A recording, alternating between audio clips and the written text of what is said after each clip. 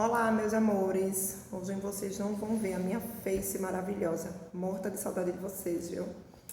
Mas a gente vai dar aqui continuidade à unidade 3, tá? Do livro de artes, que vai trazer música, dança e teatro na Europa medieval. Só que eu dividi este maravilhoso assunto em 3 partes, tá? E hoje a gente vai ver só o teatro. Na próxima quarta-feira a gente vai ver dança e música, se Deus quiser. Outra, só para retomar, vocês lembram, né, que na arte românica e na arte gótica, os artistas só podiam trabalhar sobre domínio da Igreja Católica, certo? O que é que acontecia? Tudo que eles produziam tinha que ser algo voltado ao cristianismo, à história bíblica, ao que acontecia de fato sobre a igreja, passagens bíblicas, né? Rituais que aconteciam. Então, tudo isso precisava ser documentado através dos artistas. Os artistas não podiam fazer nada do profano. E é isso que acontece aqui na Europa medieval também. Além de ter os domínios sobre as artes visuais, a igreja supervisionava igualmente o teatro, a música e a dança. Só para situar vocês, eu quero que vocês abram aí no livro, na página 147, que é quando inicia o capítulo 3. Aí ele vem dar no livro de vocês que o profano, o que não fazem parte da esfera do sagrado, sem finalidade religiosa, sendo voltados para as situações mundanas. Então a igreja não deixava que tivesse encenações mundanas. Nessa época, tudo também tinha que ser voltado para o catolicismo, o cristianismo. Sobre o domínio da igreja, inicialmente o teatro foi colocado a serviço das 2 festas religiosas mais importantes. Quem não é católico, né? Cada um tem que respeitar a religião. Então, as 2 festas mais importantes para o católico é a Páscoa e o Natal. A Páscoa porque é a morte e a ressurreição de Cristo. E o Natal é o nascimento do Salvador. Então, o que é que acontecia? O teatro ele tinha que ser ensinado o ano todo para essas 2 festas, que popularmente acontecem em abril e dezembro. Aonde era que isso acontecia? No próprio altar das igrejas, tá? Só que o teatro ele não podia passar o ano praticamente parado. Vamos considerar que de abril para dezembro tem muito tempo, né? Então, o que é que acontece? Nesse período, a igreja resolveu ensinar a paixão de Cristo, os atos da paixão de Cristo. Então, o que é que acontecia? Numerosos episódios, da forma mais ou menos realista, de como aconteceu lá, o nascimento de Jesus, sua vinda e seus milagres, eram ensinados durante o ano todo. E, no período da Semana Santa, eram os últimos dias de Cristo na Terra. Outra coisa que o livro também vai trazer são as descrições do teatro dentro desse período. Tinha o alto sacramental, o drama litúrgico, os mistérios, os milagres, a moralidade e a farsa. Na página 148, quero que vocês acompanhem aí a minha leitura, ele vai dizer que o alto sacramental, peças que apresentavam dramatizações de conceitos originários dos sacramentos gerais, batismo, matrimônio, unção dos enfermos. Para quem não sabe, a unção dos enfermos é aquele última ação que o católico vai receber antes de partir dessa para melhor, podemos dizer assim. E a penitência, ou da própria Eucaristia, que é o sacramento central da doutrina católica, relacionado ao pão, ao vinho e à hóstia. Também havia autos cujos argumentos tinham por base passagens bíblicas ou a vida dos santos. Eram mais comuns em Portugal e na Espanha.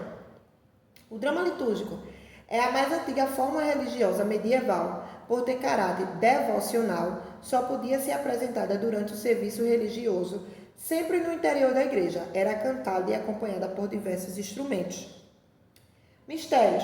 Muito comum na França e na Alemanha, era voltado para a dramatização dos mistérios envolvidos nos sacramentos, mas também relacionados às vidas dos santos e os eventos bíblicos. Obedecia ao calendário religioso e podia ser apresentado no pátio externo da igreja, na praça do mercado ou em outros locais da cidade. Milagres era um tipo de drama medieval escrito no idioma do país. Alcançou popularidade na França e na Inglaterra. Terminava normalmente com a ação milagrosa de Nossa Senhora. Moralidade. Diferentemente do que ocorre com os demais gêneros religiosos, o argumento da moralidade não tem por base o texto bíblico, mas é construído por meio de alegorias, como a morte, a caridade, a juventude e a perseverança. Geralmente, há um conflito envolvendo o herói que passa por uma crise relacionada à moral. Farsa é um tipo de peça de caráter cômico que tende ao exagero e é normalmente curto, que o elemento principal é o gracejo ou situações ridículas, equívocos e quiprocópios. O que é que acontece? Estou sabendo que vocês viram com o tio Bruno em literatura, né? Ele pediu, certo que essa matéria originalmente é minha, mas nesse período que está meio voltando ao normal, vocês estão se adaptando a esta aula online, ficou com o tio Bruno. Mas ele passou para vocês sobre o Alto da Compadecida, que vai entrar como alto sacramental, mas ele também vai entrar como a farsa. O que é que acontece? Dentro do Alto da Compadecida, a gente não consegue encontrar pecados, que na moral e no bom costume não é aceito pela nossa sociedade. Vocês vão ver em literatura, quando vocês estiverem lá no terceiro ano, apesar de tio Bruno ter adiantado o movimento armorial para vocês, que Ariano Suassuna, ele junta 3 altos.